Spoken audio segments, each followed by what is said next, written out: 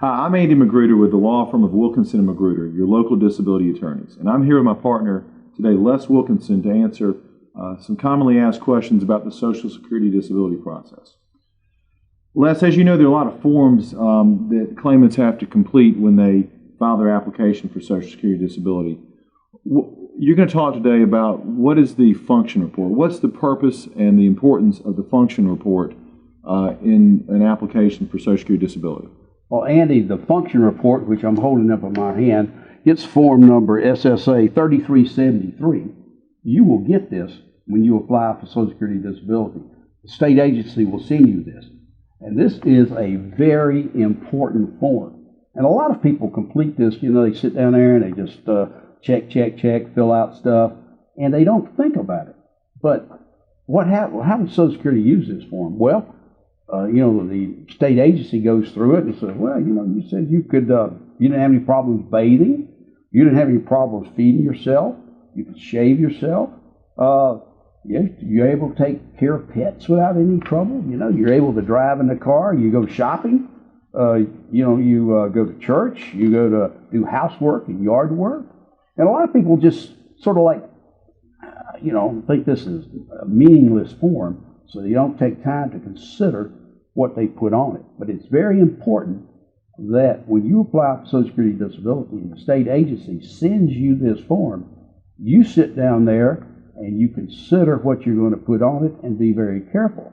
Be consistent. I'm not saying make up stuff, but don't gloss over things. If you have trouble doing your hair, or if you got a bad back and you have trouble leaning over the sink to do your hair, put that down there. Yes, I have trouble. I have trouble leaning over the sink to do my hair, or I have trouble brushing my hair. I need help.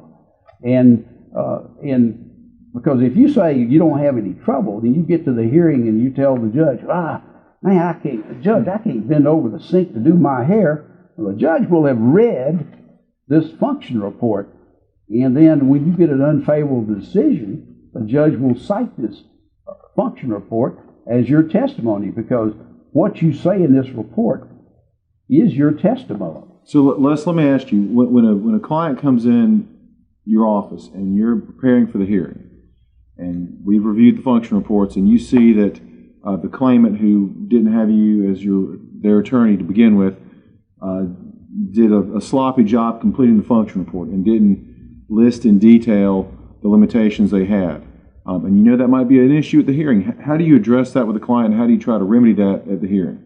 Well, one of the things you do is make sure the testimony fully discloses what your client's problem is. Also, another thing that might help is the fact you fill out this function report, you might fill it out 4 years before you have a hearing.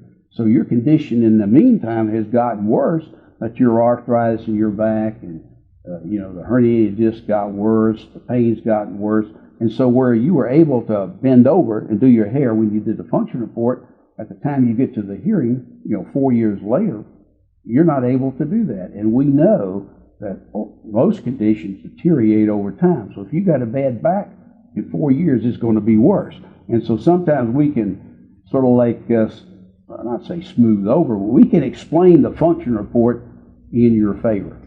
Les, something else that also comes up is when people complete these function reports, sometimes they exaggerate how bad their problems are, and that also adversely impacts their credibility before the judge.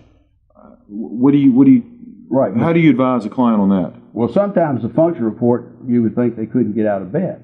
But then when they get to the hearing, the judge will say, well, how many times you drive? When's the last time you drove? What's the longest trip you took? Oh, you took a trip to, Nashville. That's a 6-hour drive. And so the judge might say, well, here you're telling me you couldn't get out of bed. Now you're telling me you're going to Nashville. So, the reports, be accurate, be truthful. I'm not saying make up anything, but be truthful about your condition. If you make up stuff, you'll be found out. And also put in there as much detail as you can. Absolutely. When they say, what do you do when you get up from the time you get up till you go to bed? Well, I get up, I eat, I watch TV, I go to bed. Well, that's not very helpful.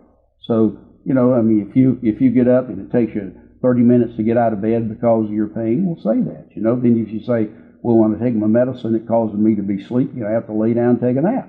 You know, be accurate and just don't say, I get up and take my medicine, watch TV, eat, and go to bed.